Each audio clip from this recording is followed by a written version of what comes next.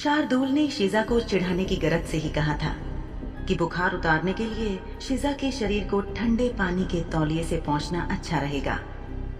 लेकिन शिजा ने साफ कह दिया कि वो केवल आराम करके भी ठीक हो सकती है। उसे सोने दिया जाए, वो ठीक है और सोकर और बेहतर हो जाएगी। न जाने क्यों उसके मन में अंदेशा था कि शार्दुल उसके कपड़े उतारने का कोई मौका नहीं छोड़ेगा। गुलामों को, खासतौर पर जवान और खूबसूरत गुलामों को आमतौर पर यौन सुख के लिए लाया जाता था। वो इस पिशाच के जिस्मानी सुख का जरिया बनने को बिल्कुल भी तैयार नहीं थी। दयाल, जाओ खाना ले आओ। जी शाह साहब। दयाल दरवाजा बंद करके चला गया। शिजा अपने टखने पर बंधी जंजीर को घसीटती हुई बिस्तर तक पहुंची ही थी कि शार्दुल ने एक धूर्त मुस्कुराहट देते हुए कहा, अगर तुम वाकई बेहतर महसूस कर रही हो तो चलो, एक गुलाम के तौर पर अपनी जिम्मेदारियां उठाना शुरू करो। आओ आगे बढ़ो और मेरी अचकन के बटन खोलना शुरू करो नन्ही चिड़िया। हालांकि शिजा ने उस आदमी से कहा था कि वो बेहतर महसूस कर रही है, लेकिन वो दोनों ही अच्छी तरह जानते थे कि वो अभी भी बीमार है, जो कि उसके शरीर के हल्के कांपने और चलते समय लड़खड़ाने से साफ जाहिर था। शार्दुल की मांग सुनकर शिजा रुक गई और उसके चेहरे की तरफ देखने लगी। शिजा को लगा कि ये आदमी एक शुद्ध खून वाला पिशाच नहीं, बल्कि सबसे बुरा राक्षस था। शार्दुल ने अपनी आंखें बंद करके सिर को पीछे झुकाया और अचानक शिजा की ओर देखकर एक आंख बंद करके कहा, तो फिर किस बात का इंतजार है? आज वाकई गर्मी है। एक अच्छा गुस्ल मुझे बेहतर महसूस कराएगा और तुम्हारे नर्म हाथों से तो यकीनन मैं बहुत आराम महसूस करूंगा। शिजा ने अपने कहे शब्दों और उसके परिणामों को तौला। उसने शार्दुल से कहा था कि वो बेहतर महसूस कर रही है और इसीलिए वो उससे अपना काम करवा रहा था। अगर वो अपनी बात से पलट कर ये कहती कि उसकी तबीयत ठीक नहीं है, तो ये रात का प्राणी शिजा के सारे कपड़े उतार देता और उसे ठंडे पानी से नहलाने लग जाता। तीसरी संभावना ये थी कि शिजा उस पर हमला बोल दे, लेकिन अपने शरीर में ताकत की कमी के कारण वो सफल नहीं हो सकती थी। वो बस थोड़ी हाथापाई करके अपना गुस्सा निकाल लेती और निढाल होकर गिर जाती। अनिच्छा से शिजा ने शार्दुल को अपना एक पैर मोड़कर बिस्तर पर बैठते देखा। उसने अपने शरीर को इस तरह घुमाया कि उसका एक पैर बिस्तर पर था जबकि दूसरा नीचे लटका हुआ था, ताकि वो शिजा को ठीक से देख सके। शिजा ने शार्दुल से नजरें मिलाने की हिम्मत नहीं की। पिछले पूरे सप्ताह जिन भी लोगों से शिजा मिली थी, उसने उनके सामने बहुत बहादुरी दिखाई थी। उसने दुनिया के इस काले हिस्से को कभी देखा या जाना नहीं था। जहां से वो आई थी, वहां वो अब तक बिना किसी डर के रह रही थी। लेकिन बेचारी शिजा ये नहीं जानती थी कि जब से उसे खरीदा गया था, तब से उसका जीवन बदलना शुरू हो गया था। गुलाम खाना एक ऐसी जगह थी जहां से वापस जाने का कोई रास्ता नहीं था। एक बार जो वहां आ गया, वो बस वहीं का होके रह जाता था। जो दुनिया शिजा ने कभी नहीं देखी थी, उसके बारे में शिजा की अज्ञानता के कारण ही उसे डर नहीं लगता था। शिजा जो केवल 17 साल की थी, उसे कभी किसी पुरुष ने छुआ तक नहीं था। हालांकि गांव में एक लड़का उसे अच्छा लगता था, लेकिन कभी भी शिजा की उससे बात करने के लिए जाने की हिम्मत नहीं हुई थी।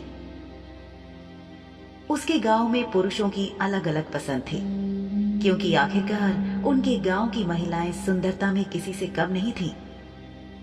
इसीलिए उनका गांव हमेशा कुछ काले व्यापारियों को आकर्षित करता रहता था। ये लोग चोरी से या अपहरण करके सुंदर युवतियों को गुलाम खाने ले जाते थे।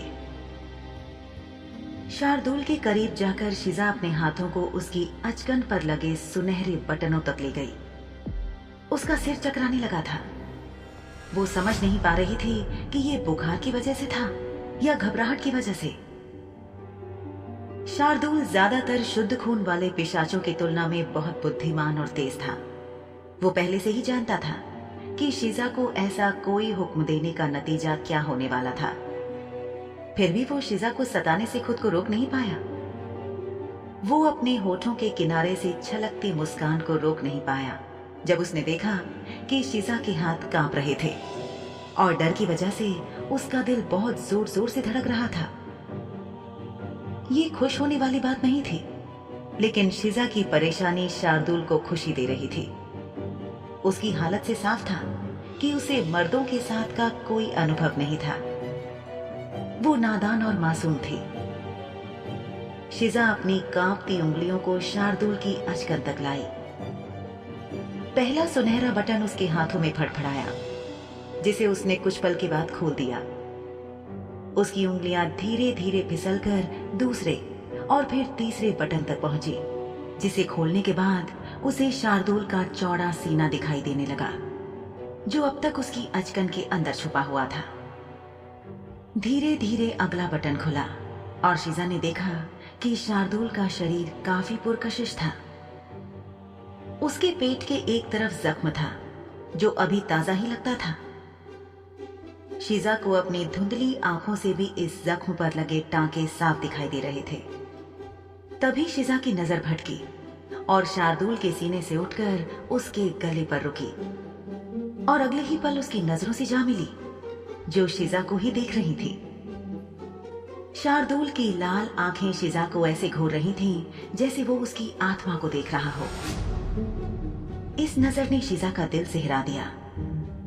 शार्दुल के होठों पर अब भी शरारती मुस्कान खिल रही थी।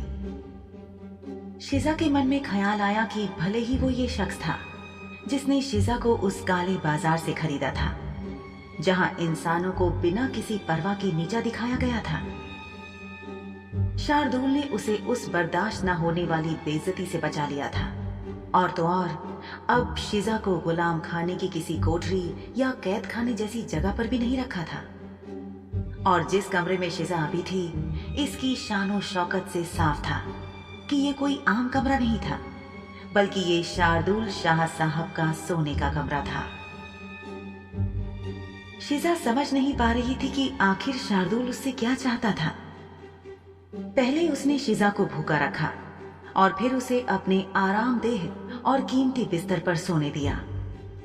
पर अब शार्दुल शिजा को ताना मारने और उसके साथ एक निजी नौकरानी की तरह व्यवहार करने के लिए वापस आ गया था।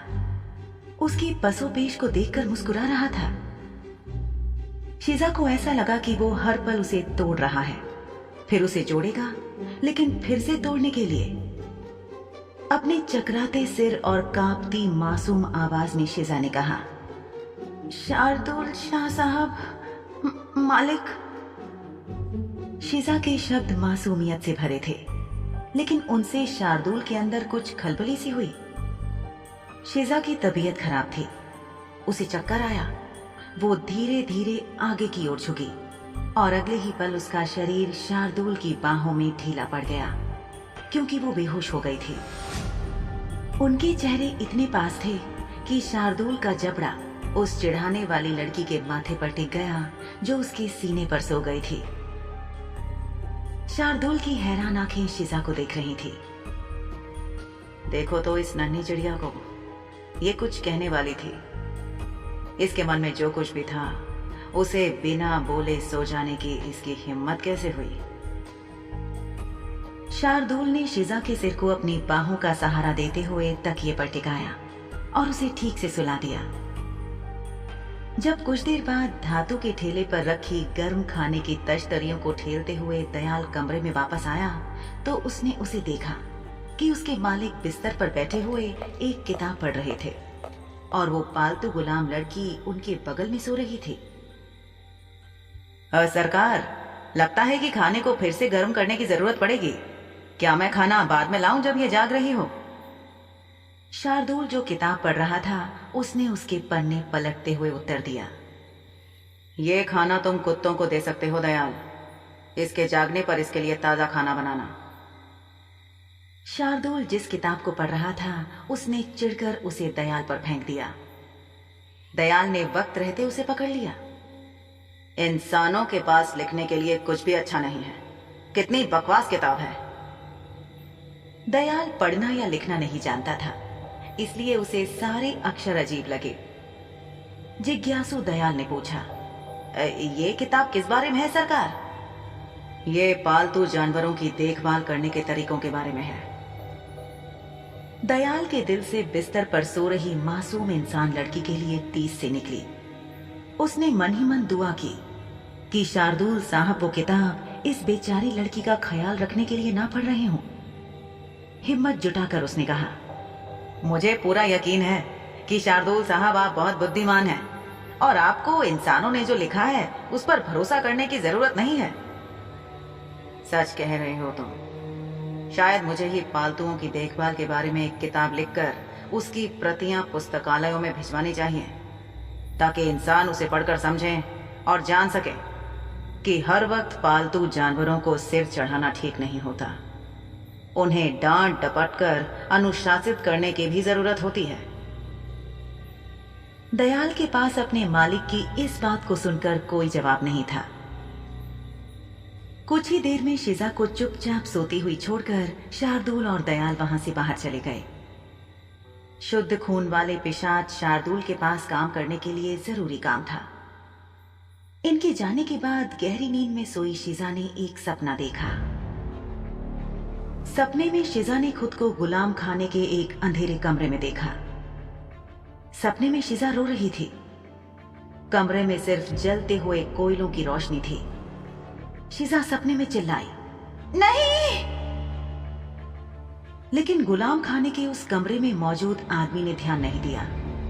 उसे लोगों की इस तरह की दर्द भरी चीखों की आदत थी। उसने शिजा के सिर और हाथ एक लकड़ी के तख्ते से कसकर बांध दिए थे। वो बहुत ज्यादा हिलडुल नहीं सकती थी। उसकी गर्दन से उसकी पोशाक को खींचकर लगभग उसकी आधी पीठ तक लाया गया था, ताकि मुहर लगाने की जगह बन सके।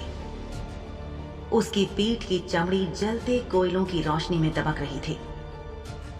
तभी उस कमरे में एक और आदमी आया, जिसके हाथ में धातु की लंबी छड़ी थी, जिसके मुहाने पर गोलाकार मोहर थी।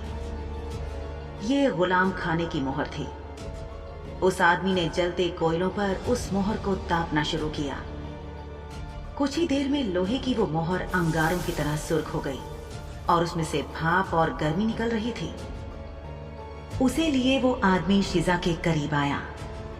शिजा ने रहम की भीख मांगी और बहुत रोई, लेकिन कोई फायदा नहीं हुआ। वो दोनों आदमी ठीक से अपना काम कर रहे थे। आखिरकार उस आदमी ने गर्म लोहे को शिजा की त्वचा पर रख दिया, जिससे वो दर्द से कराह उठी। शिजा की चीखें कमरे में गूंज रही थी और दीवारों से टकराकर लौट रही थी। हांफते हुए शिजा नींद से जाग गई। जागने पर उसने देखा कि कमरा चमकीला हो गया था, जिसका मतलब था कि ये सुबह का समय था। शिजा को याद नहीं आ रहा था कि उसने आखिरी बार कब इतना स्पष्ट सपना देखा था। उसे ये सपना एकदम सच्चा लगा, और जब उसने अपनी पीठ को छूने की कोशिश की तो ये ऐसा था कि जैसे असलियत से सामना होने से पहले उसे वापस उस बुरे सपने में धकेल दिया गया हो। शिजा का शरीर पसीने से लथपथ हो गया। उसका माथा पसीने से गीला हो गया था, जिसे पोंछने के लिए शिजा ने अपनी पहली से ही गंदी आस्तीन का इस्तेमाल किया। कमरे में गर्माहट के लिए जलाई गई आग बुझ चुकी थी। खिड़कियों से आती हवा अब भी ठंडी थी, लेकिन रात की तरह ठंडी नहीं। ऐसा लग रहा था कि वो पहले से बेहतर महसूस कर रही थी। और ऐसा क्यों ना होता? अपने घर में शिजा जिस कमरे में सोती थी वो पिछली रात जैसा ठंडा था। वहां शिजा ठंडे सख्त फर्श पर सोया करती थी और ओढ़ने के लिए एक बेहद मामूली पतली चादर उसके पास हुआ करती थी। आज तक की हर रात उसने कठोर फर्श पर सोकर ही गुजारी थी। शिजा की माँ और उसे कभी भी रोई भरे गद्दे को खरीदने या इस्तेमाल करने का सौभाग्य नहीं मिला, क्योंकि पैसे ही नहीं होते थे। ऐसे में एक ऐसी लड़की के लिए जिसने नींद की विलासिता का स्वाद कभी नहीं चखा था, आज वो जिस बिस्तर पर थी वो उसके लिए किसी स्वर्ग से कम नहीं था। वही स्वर्ग जिसके बारे में लोग कहते थे कि वो अक्सर मृत्यु के बाद मिलता है। उसने सोचा, तो क्या शिजा मर चुकी थी? फिर जब उसने महसूस किया कि ऐसा नहीं है, तो शिजा ने महसूस किया कि अभी वो मरना चाहती भी नहीं थी। लेकिन जब पिछली रात की यादें उसके जहन में ताजा हुआ आई तो वो शर्मिंदगी से भर उठी। उसका शरीर वापस बिस्तर पर गिर गया और उसने कंबल को अपने चेहरे पर खींच लिया। शिजा पिछली रात के बारे में और सोचना नहीं चाहती थी, इसलिए उसने और सोने का फैसला लिया। वो आंखें बंद करके लेटी ही थी कि दरवाजे पर आहट हुई। कोई कमरे में प्रवेश कर रहा था। उसने भगवान से प्रार्थना की कि ये शार्दुल ना हो। अपने संदेह को दूर करने के लिए शिजा ने अपने चेहरे से कंबल को धीरे धीरे नीचे खींचा और देखा कि ये एक नौकरानी थी। शिजा ने सोते रहने का नाटक किया, लेकिन उसे लोहे के ठेले को सरकाकर कमरे के अंदर लाने की आवाज आई। कोई खुशबू न आने से शिजा समझ नहीं पा रही थी कि उसके लिए खाना लाया गया है या नहीं। वो नौकरानी कमरे में आकर चुपचाप अपना काम करती रही। शिजा को देखकर भी उसने ना तो उससे कोई बात की ना उसका अभिवादन किया। वो नौकरानी ऐसे जता रही थी जैसे शिजा उस कमरे में है ही नहीं, बल्कि उस नौकरानी ने अपना चेहरा ऐसे फेर लिया जैसे शिजा का कोई अस्तित्व ही नहीं था। नौकरानी ने उन कपड़ों को समेट दिया जो वो कमरे के अंदर लेकर आई थी, लेकिन अलमारी में रखने की जगह उसने उन्हें मेज पर ही छोड़ दिया। भगवान जाने किस वजह से वो शिजा के साथ इतने रूखेपन से पेश आ रही थी। आखिर में शिजा ने नौकरानी का ध्यान आकर्षित करने की कोशिश करते हुए कहा, माफ कीजिए, लेकिन क्या आप बता सकते हैं कि शार्दुल शाह साहब यानी मालिक इस वक्त कहाँ है? नौकरानी ने जवाब देने के लिए कुछ सेकंड का समय लिया और अपना चेहरा शिजा की ओर घुमाते हुए संक्षिप्त सा उत्तर दिया, नहीं। ये जवाब किसी भी तरह से मददगार नहीं था। अगला सवाल पूछने से पहले शिजा ने 2 बार सोचा और फिर पूछा, क्या आप बता सकती हैं कि वो कब तक वापस आएंगे? नहीं। फिर से छोटा सा जवाब। शिजा ने एक और सवाल पूछा, वो किस वक्त गए थे? कोई जवाब न पाकर भी शिजा ने फिर से कोशिश की। नौकरानी घूमकर शिजा के सामने आ गई और तैश में आकर बोली, मैं तुम जैसी नीच गुलाम से बात करने के लिए मजबूर नहीं हूं।